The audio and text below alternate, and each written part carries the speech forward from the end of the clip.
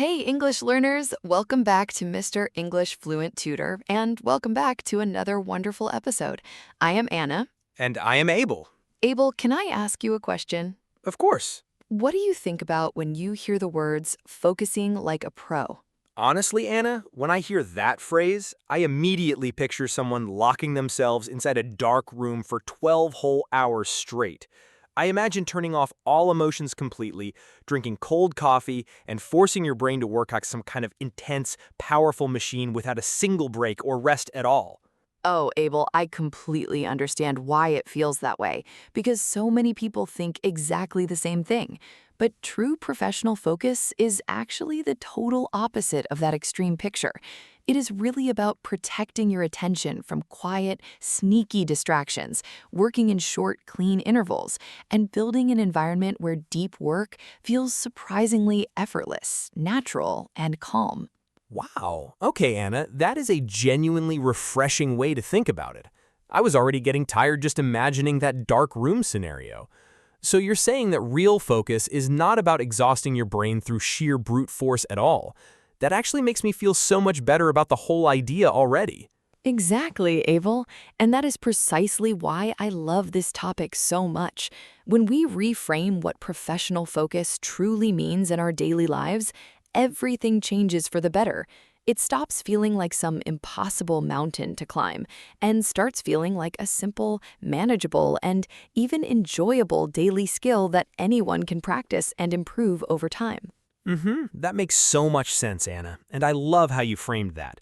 So let us actually dig into this properly today, because I know our English learners out there are also trying to stay focused while studying new vocabulary, practicing conversations, and building their confidence every single day.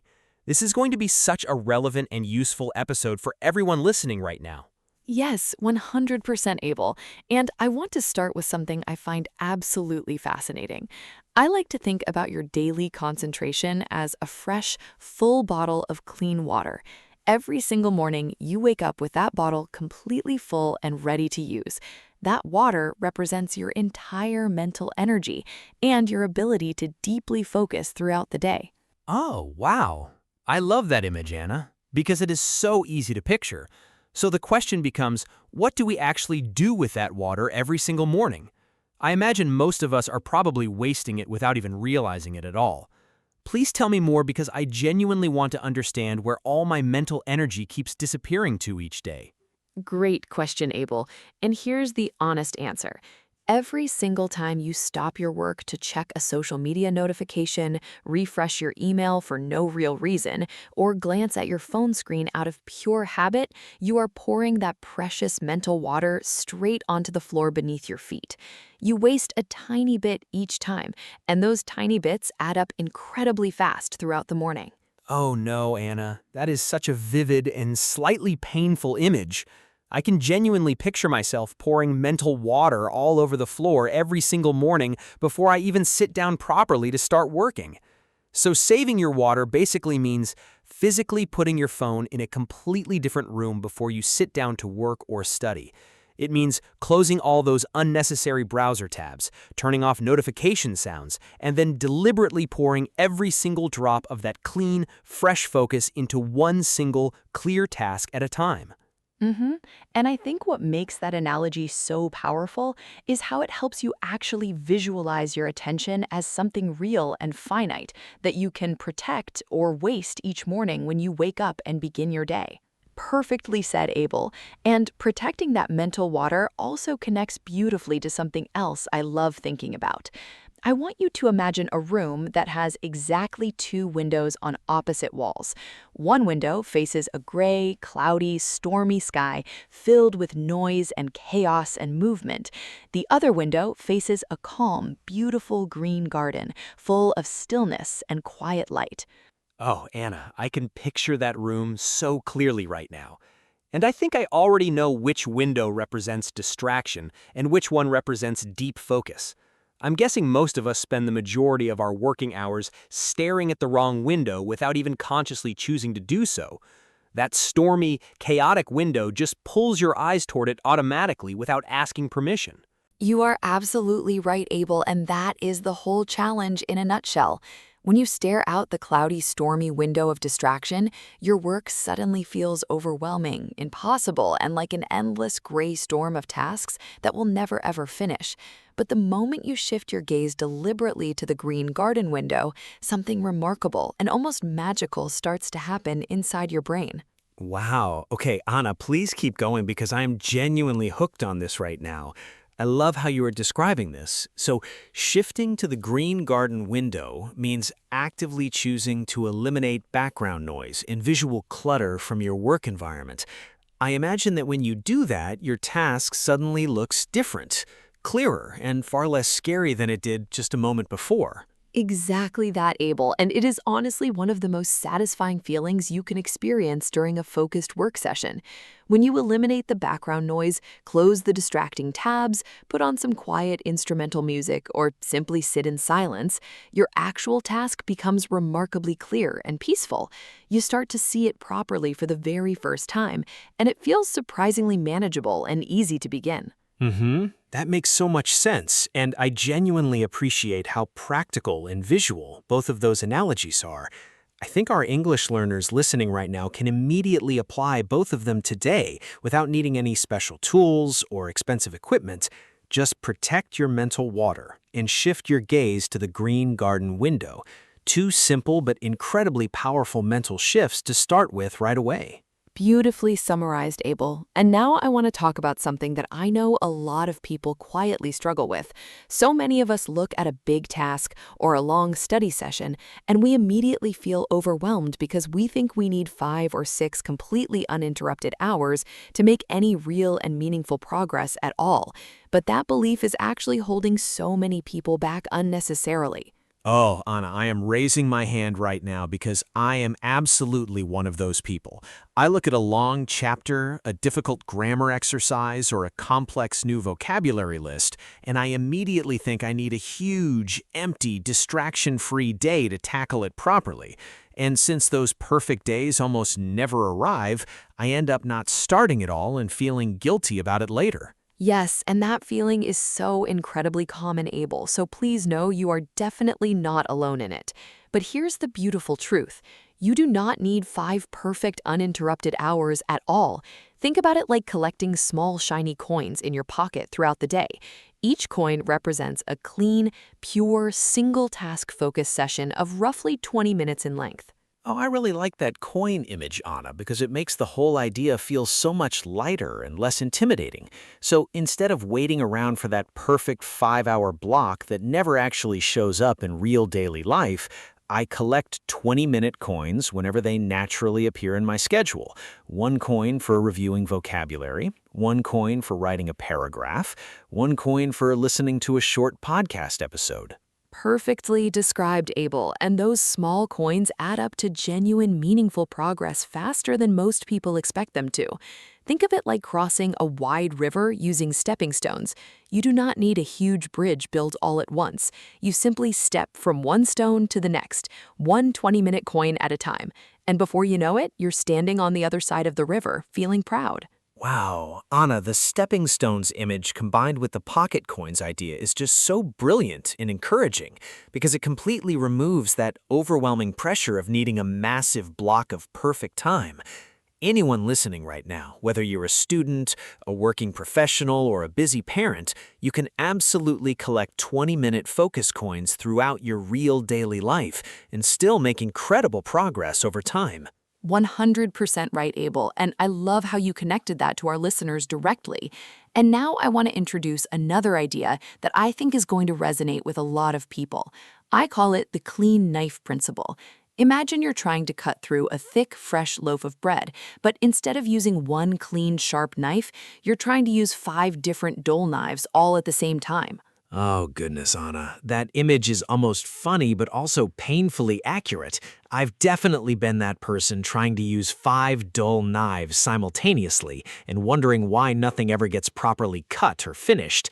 I'm checking emails while listening to a lesson, while writing notes, while scrolling through a news feed, all at the exact same time, and somehow nothing gets done well at all.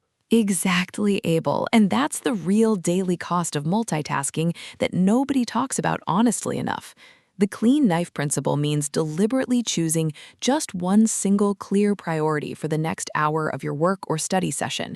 You pick the most important task, you sharpen your focus entirely on that one thing, and you cut through the mental clutter to get an immediate and satisfying result.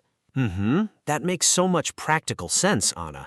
And I think it's also incredibly liberating to give yourself actual permission to do only one thing at a time.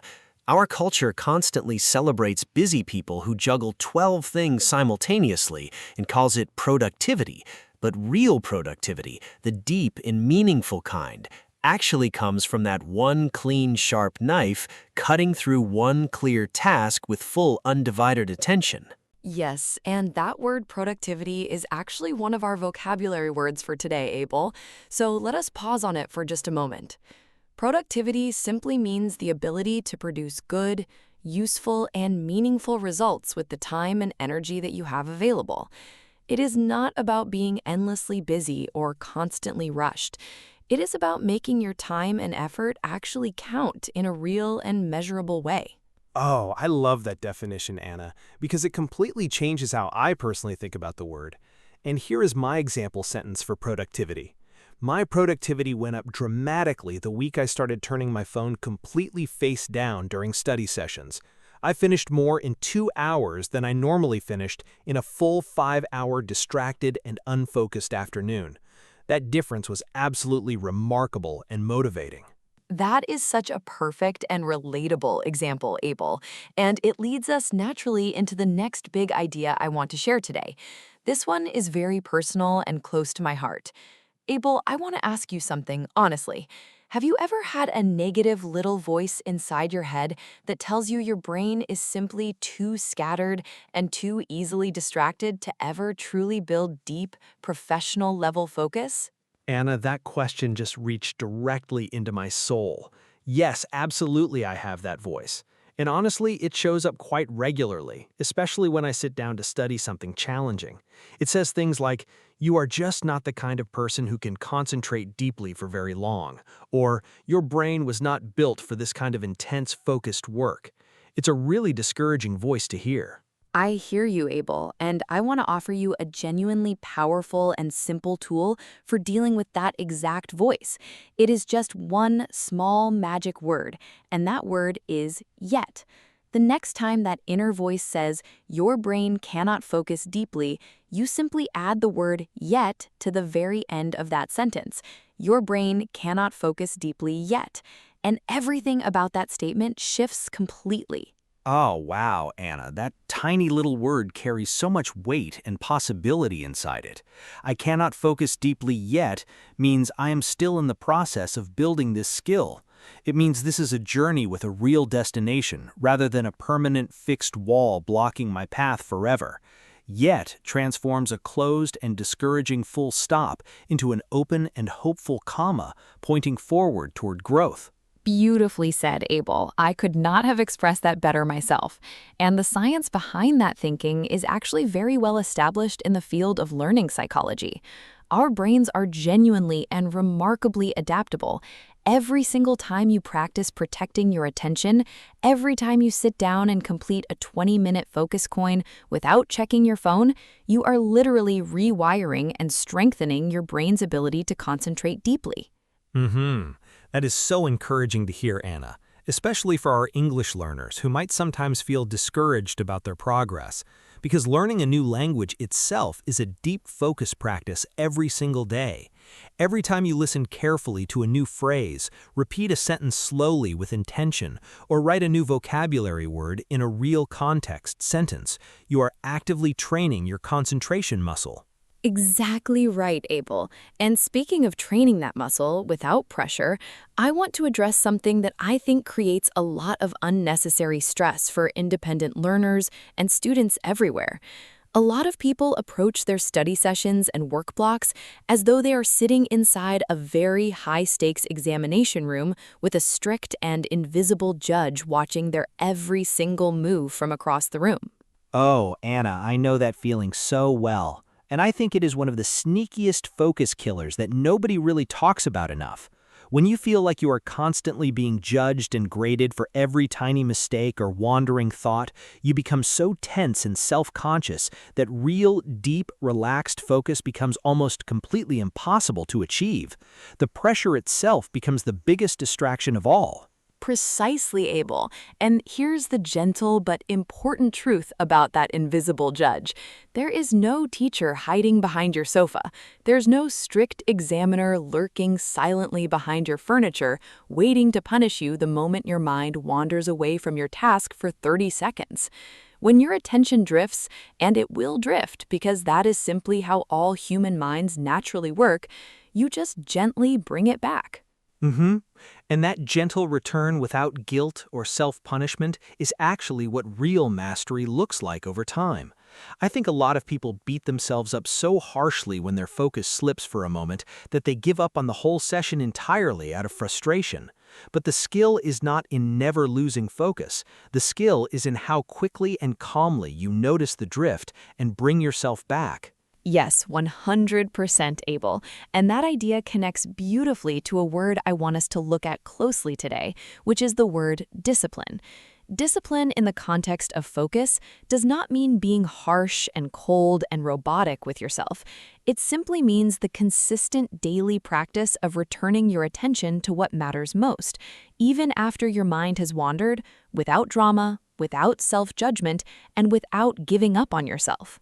Oh, I love that gentle definition of discipline, Anna, because it removes so much of the intimidating and heavy baggage that word normally carries.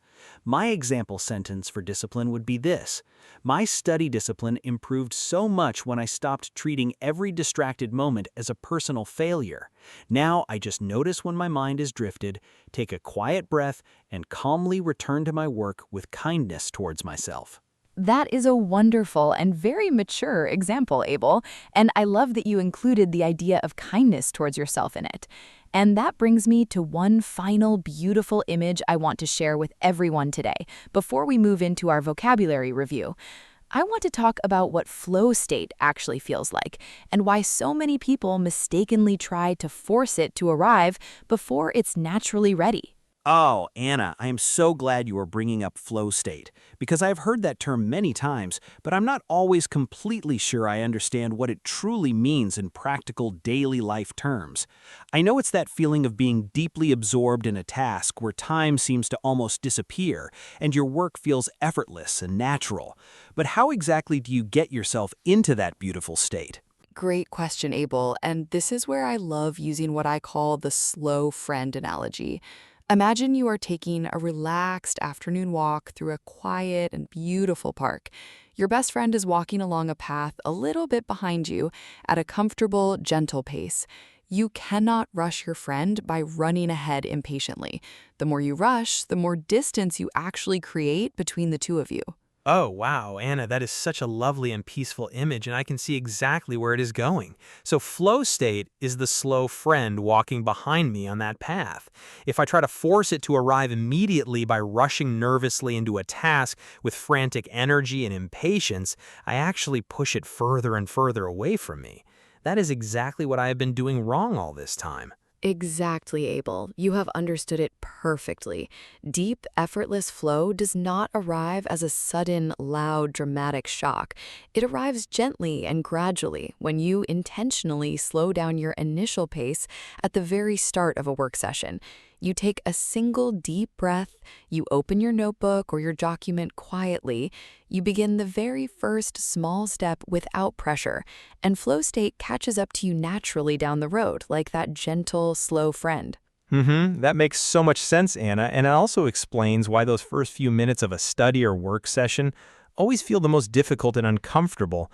You're not broken or lazy during those first awkward minutes. You're simply waiting for your slow friend to catch up. The key is to begin anyway, at a gentle and patient pace, without demanding that flow arrive immediately on your personal command. Brilliantly put, Abel. And I think that is one of the most practical and reassuring insights we have shared in this entire conversation today. Begin gently, begin without demanding perfection or instant flow, and trust that deep focus will arrive naturally as you keep walking forward. Now, I would love for us to spend a little time reviewing some of the key vocabulary words that have come up naturally in our conversation today. Oh, yes, Anna, I love our vocabulary review section so much because hearing words used naturally in real conversations first and then reviewing them with clear definitions is honestly one of the best ways to truly absorb new English words deeply into your long-term memory. So let us go through them carefully and slowly together for our wonderful English learners who are listening and taking notes right now. Wonderful, Abel. So let's begin with our very first word, which is concentration. Concentration is the act of directing all of your mental attention and energy completely toward one specific task or idea without allowing other things to pull your mind away. It is the foundation of all meaningful learning, a deep, productive work.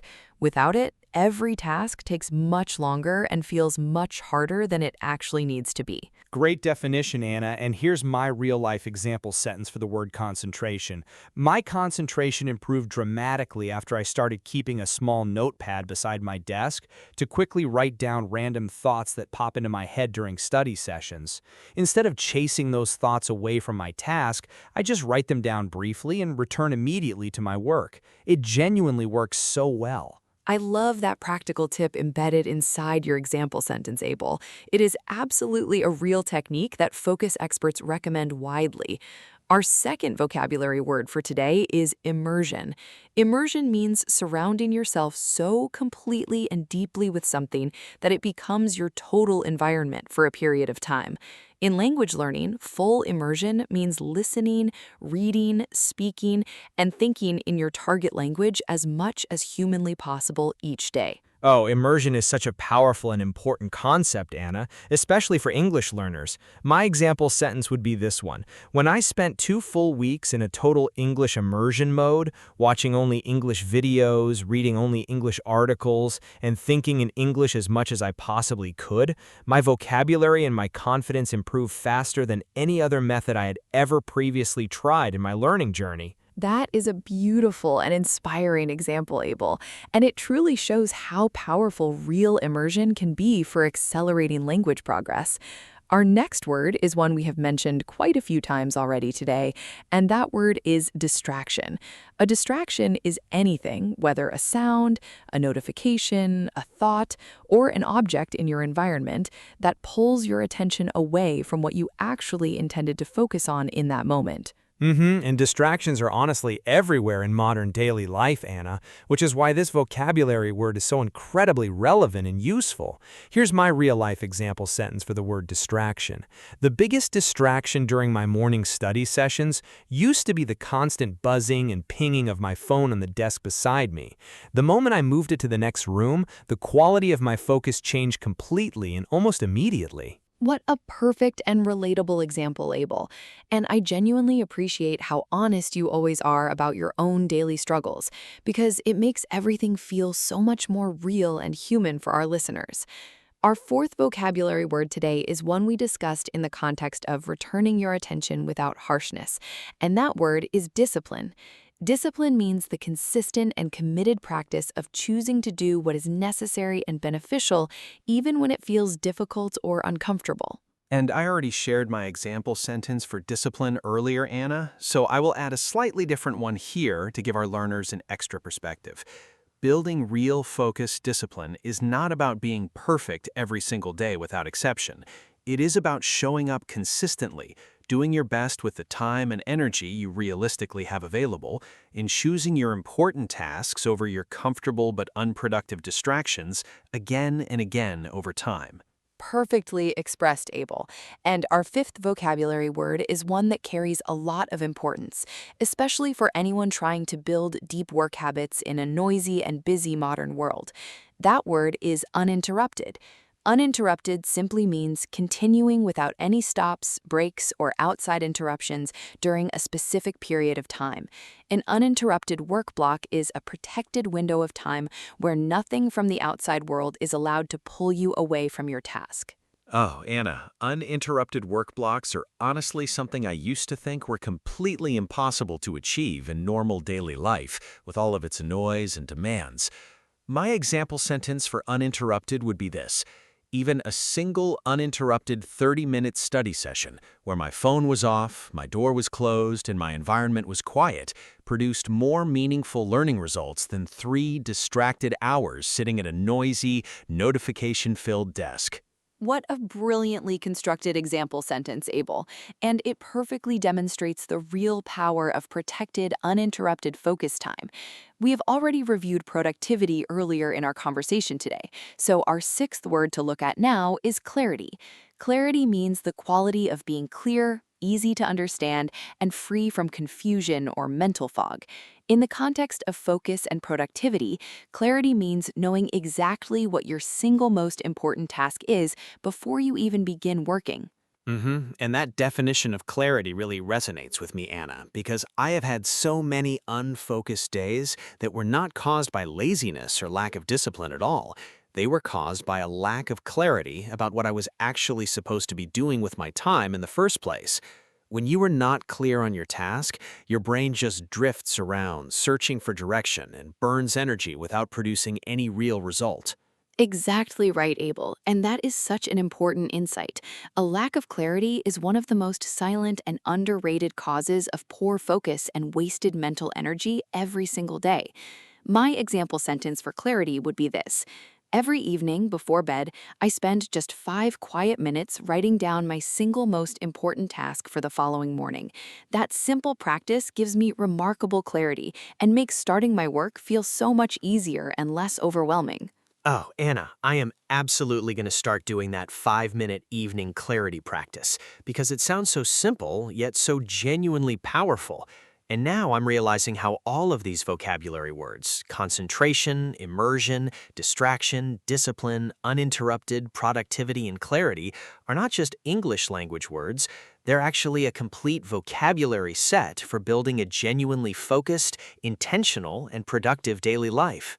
I love that observation so much, Abel, and that is exactly the kind of deeper connection to vocabulary that helps language learners move from simply memorizing words to actually owning and using them meaningfully in real daily conversations and writing. When you connect new vocabulary to real ideas and real feelings and real daily challenges, those words stick with you permanently in a way that a simple dictionary definition never truly can. That is so beautifully said, Anna. And it connects back to everything we have been discussing today about deep, meaningful focus, as opposed to scattered, surface-level effort. Deep focus in your language learning means you are not just passively exposing yourself to new words and hoping they somehow stick. You're actively engaging with them, using them, connecting them to real experiences, and making them genuinely your own vocabulary. Exactly, Abel. And I think this is a wonderful moment to start bringing our main conversation gently toward its close. But before we do, I want to take a moment to truly appreciate how far we've traveled together in this single episode today. We started by completely reframing what professional focus actually means and removing all that unnecessary pressure and mythology surrounding it for good. Yes, Anna, and it has been such a genuinely rich and enjoyable journey through all of these ideas today. I feel like I came into this conversation thinking focus was about some kind of extreme, exhausting, high-pressure mental performance, and I'm leaving it understanding that real professional focus is actually a gentle, daily, sustainable, and incredibly learnable practice that anyone can build over time with patience and self-compassion. Beautifully expressed, Abel. And I want to ask you now to give our wonderful English learners a lovely comprehensive summary of all the main focus strategies and insights we explored together in today's episode. Take your time with it because I know our listeners love hearing those key points gathered together clearly and warmly in one place before the episode comes to a close. Of course, Anna, and I would love to do that. So here is everything I am taking away from our incredible conversation today. First, and most importantly, think of your daily mental energy as a fresh bottle of clean water. Protect it fiercely by putting your phone in another room, closing unnecessary browser tabs, and deliberately pouring your full attention into one single task at a time. Do not let those precious drops fall onto the floor through mindless scrolling and checking. Keep going, Abel. You are doing a wonderful job of this, and I know our listeners are following along with you beautifully right now. Thank you, Anna. Second, remember the room with two windows. You always have a choice about which window you look through during your work and study sessions. Choosing the green garden window by removing background noise and visual clutter from your environment makes your tasks look clear, peaceful, and genuinely manageable instead of overwhelming and chaotic. That simple shift in your environment creates a remarkable shift in your mental state. That is so well recalled, Abel. Please continue, because there are still some beautiful points left for our listeners to hear gathered together in one place. Absolutely, Anna. Third, stop waiting for the perfect 5-hour block of time that almost never arrives in real daily life. Start collecting small 20-minute focus coins instead. Each coin is a precious stepping stone that moves you steadily across the river toward your goal. Fourth, use the clean knife principle and choose only one clear priority for each work session. One sharp knife cuts far more effectively and cleanly than 5 dull ones used simultaneously. Yes, and keep going, because there are still a few more wonderful insights to cover before the summary is complete, Abel. Of course, Anna. Fifth, use the magic word yet to transform every discouraging thought about your focus ability into an active and hopeful journey of growth. Sixth, remember that there is absolutely no invisible teacher hiding behind your sofa waiting to punish you when your attention wanders. Just gently and kindly bring your focus back without drama or harsh self-judgment and keep moving forward. That gentle return is the real skill of mastery. Beautifully done, Abel. And the last one, please? And seventh, and finally, Anna, invite flow state the way you would invite a slow friend on a peaceful afternoon walk. Begin your sessions gently, without rushing or forcing. Take one slow breath. Start the very first small step and trust completely that deep, effortless focus will naturally catch up to you as you keep going forward with patience, consistency, and real kindness toward yourself and your learning journey. Abel, that summary was just absolutely wonderful, and I could not have asked for a more thorough, warm, and beautifully connected recap of everything we covered today. You really are such a fantastic co-host, and I know our English learners genuinely appreciate how thoughtfully and clearly you brought all of those points together for them in such an accessible and encouraging way. Thank you so much, Anna. That truly means a lot. And I have to say that every single episode we record together genuinely teaches me something new and useful that I can apply immediately to my own daily life. Today has been especially rich with insights, and I think anyone who is listening and who practices even just 2 or 3 of these focus strategies this week is going to notice a real and meaningful difference in their concentration and their daily productivity. I completely agree, Abel. And on that note, I want to turn to our incredible English learning community right now and ask you a very specific and personal question. I want you to drop a comment down below this video and share with us just one major distraction that you are going to turn off, remove, or put away today to start training your focus like a true pro. It could be your phone notifications, a noisy environment, a cluttered desk, or anything else that has been quietly stealing your precious mental water. Oh, I love that community challenge, Anna, because it turns this whole conversation from just an interesting listening experience into a real, immediate, and personal action step. And reading through your comments is genuinely one of our absolute favorite parts of running this channel together. Your answers, your stories, and your honest reflections inspire us deeply every single time we read through them after each episode goes live. They truly do, Abel, and we read every single one of them with so much appreciation and warmth.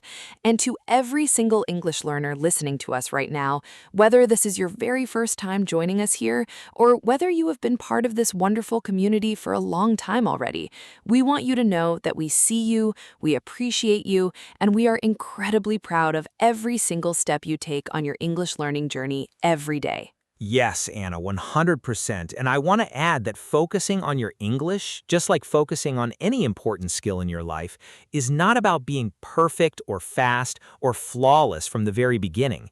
It's about showing up consistently, protecting your attention, collecting your 20-minute focus coins, and trusting the process with patience and genuine self-belief. Every single session counts more than you know. Beautifully said, Abel. And with that warm and encouraging thought, I think it is time for us to bring this wonderful episode to its close. Thank you so much for spending this time with us today. It has been such a joy to explore this topic together and to share it with all of you. Until next time, keep learning, keep growing, and keep speaking with confidence and ease. This is Anna. And this is Abel, and you have been listening to the Mr. English Fluent Tutor Podcast. Bye-bye. Take care. And hey, before you go, if you enjoyed this episode and you want to keep your English and your personal growth moving smoothly forward, click on the next video waiting for you right now. It's ready and waiting, and we promise it's going to be just as warm, just as practical, and just as full of real, useful English that you can start using in your daily life right away. See you there.